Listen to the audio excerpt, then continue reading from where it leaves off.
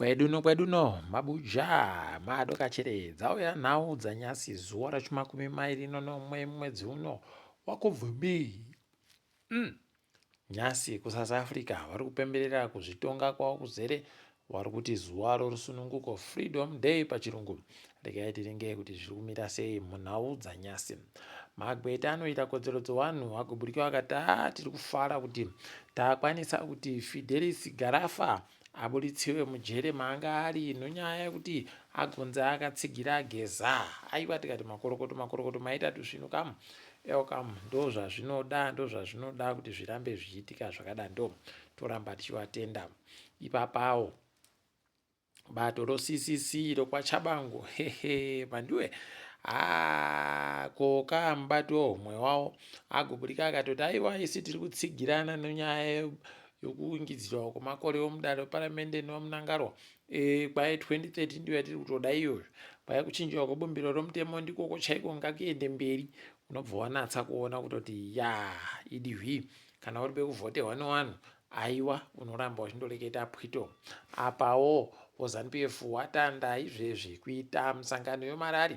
Mhanduwe kwai tiri kuita marari yokutsigira iyo nyaya yokuchinjiwa kwebumbiro romutemo, zvokutoti vari kunzi watangira kwamutare. Izvi rekai wochidiki wamanje wazoti rekerai wakomana, rekai tione kuti zvinombopera zvakaita sei. Ticharamba zvedu takandolinga ipapo. Vanhu vanga vari pamberi kuramba mavhesi achiisiwa naChamisa, vamwe wavo ndo vapamberi izvezvi kupembedza Chiwenga achiisa mavhesi. Chiwenga akakopawo kadhoiri rakanaka rokureketa nezvebhaibheri, achireketa nozuro kumaroma ache akati mambo Hezekia akada kugaritsa muutongi asi zviri pekuzomuperera mushe. Imi kwai kunyangwe wapwere wache akawaita wakazobva wazovhiringidza zvakanyanya. Tikati kamu matanda kureketa zvomavhesi chinga zvomavhesi zvisvino fani. Rekai tigoona zvedu kwazvinoperera kuti ndokupi. Ticharamba takaringa ipapo. Apa wiki nerichivhayo wakomana agotanda ipapa kureketa masoko achituka nokutukirira chaiko.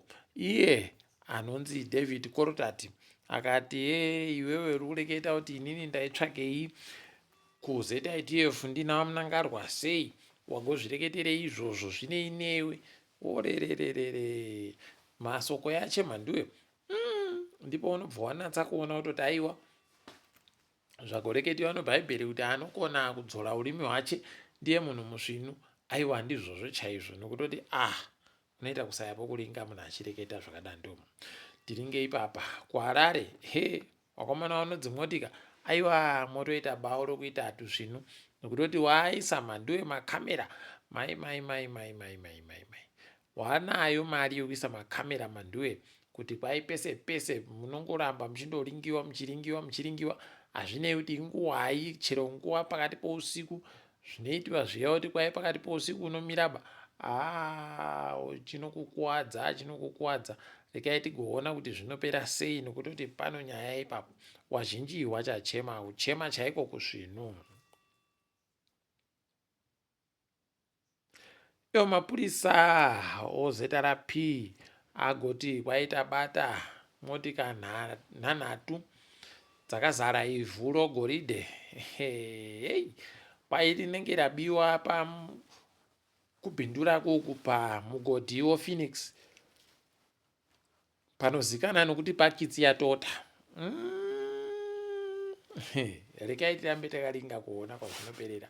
Tinenge tichiringa zvedu tichinyepana Mhanduwe kuti zvinenge zviena nekupi.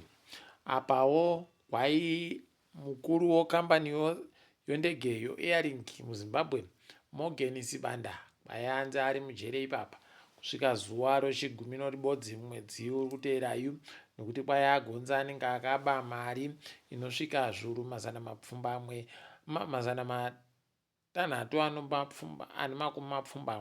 $690,000 pachirungu pakaita kunyangariwa hapo. Rekai tione kuti bhozhongora chere kana kuti akazviita sei. Tinoramba takandoringa. kambani yomugodhi yoAcadia aiwa yafadza yarohwa manja, kwai ndo yaita kutanda muAfrica muno kupepeta chicheriwa chorithium kusvikira chaita munyu worithium unoendesiwa kuti wozonononzi mbichana obva waita kugadzira mabhatiri nokudidi. Tikati aiwa makona makorokoto rekai tichioneka kuti zvichaunza mari yakawanda chere kwatiri isusu nyika kam kam tiri kuda kuti mari zhinji iuye kwatiri. Rekai tirambe takazviringa tichiona Afrexim Bank iri kuti yopo kare kwaiya Zimbabwe inyika inenge ino musoro, tiri kuronga kuti tigoiitsira pombi yokutakurana nomapfuta anenge achibva paNamibia papo. Takabatana kana Dangote zvida kuti ana Dangote zviya kuti kuValvis Bay kuwakiwe matangi Mhanduwe okuchengeta akachicheriwa chokuchengeta peturu nodhiziri zvinenge zvabva kuNigeria.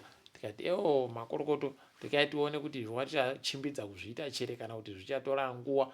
Tinoramba takaringa apa wari kunzi pokare wanenge wari kufunga pokare kuti watenge magonyeti okutakura peturu anopfuura 500.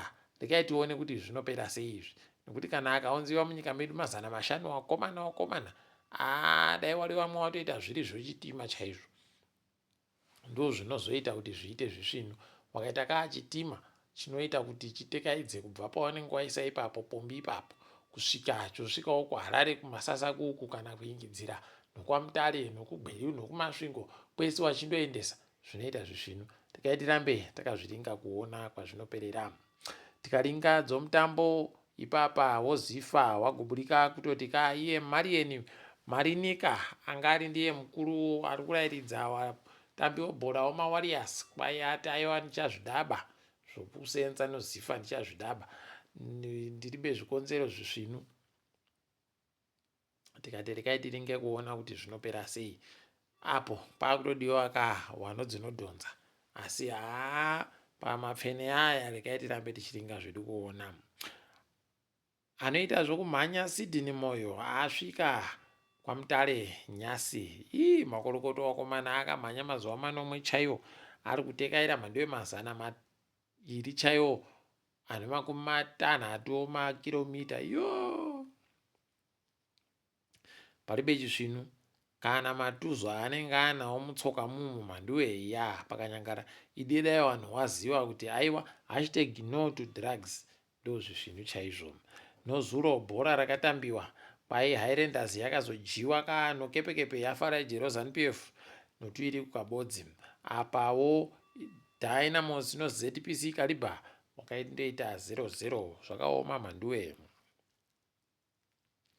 Toringadzirike tikapasi rese kureketa kuno muSouth Africa kwainyasi waRamaposa naGaydon Mackenzie wapotsa wavhiringiwa nomumwe anga achida kuenda kowakuwadza apa wangu ari kupemberera kusununguhwa kwawo ikoko nzvimbo yoFree State.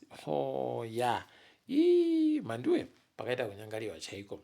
Apa kwai South Africa iri kuronga ivapa kuti wachinje matekaidzirowo mari munyika mavo zvokuti wada kuti mari yokunze kwenyika pokare inoiyo mari yomagetsi yocrypto nozvimwe zvakadandando zvikone kusenza nokutenderera.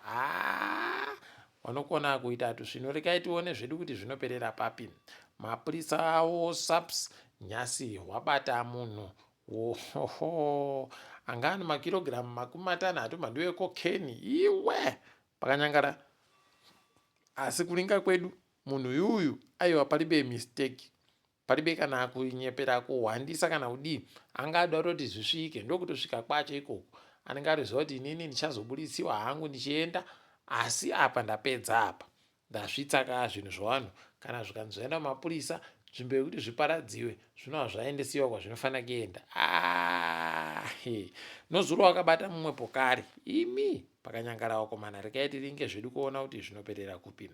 Nyika yeDRC kwaiyanzirwa rotsvaka izvezvi kuti inhadzire masoja ayo masoja aya anozikanwa kuti paramilitary force pachirungu kuti kwaendewa agochengete migodhi achibatsirwa nomari inobva kuAmerica nokuUAE. America munoiziva kana yatouya kudari masoja paite chisvinuba. Rekai tirambe takaringa apa iyo nyaya yemasoja iyi mumwe musoja azvipfura akapfa kuEswatini kwanga vari kupemberera kaye muSwati. Pamberi ipapo pawo wese Mhanduwe nana Zuma nana Khama wanga variko nana Hichilema ipapo go kuzviuraya hashe Mhanduwe. Usaya kuti wakomana ndo maramba denga kagwembe anowabvuyiwa aya ukuthi kwaya ano maramba denga ndiwo ayaya kuri banoenda kudenga azviuraya kamu kamu idi zvakaita kuoma chaiko. Apa Mozambique noChina ukaivanyorerana pasi kuti wagoseenzeserana zvisvinu chaizvo kuti Mozambique ikone kubudirira munyaya dzokuwakiwa nokubudirira nozvinhu zvakawanda wanda. Tikati makorokoto wabi edu vanhu vanofarira fani nyika dzomuAfrica kuti dzibatane wagobvunza kuti ko sei Africa yakanyarara, South Africa ichinzi noAmerica tiri kudaiba kuti muuye kuno kumutambo weG20 asi ichifanira kunge ichienda. Ndipo unotoona ipapo Mhanduwe kuti pakanyangaritsa. Tiribe kudanana, rudo paribe zvagunzi zviya hauna rudo ndizvo zviri kuitika ipapa. Asi rekai tione kuti zvinoperera kupi, nokuti kwanyasi aiwa taperera pano. Ndini wenyu Mhanduwe Wenhau.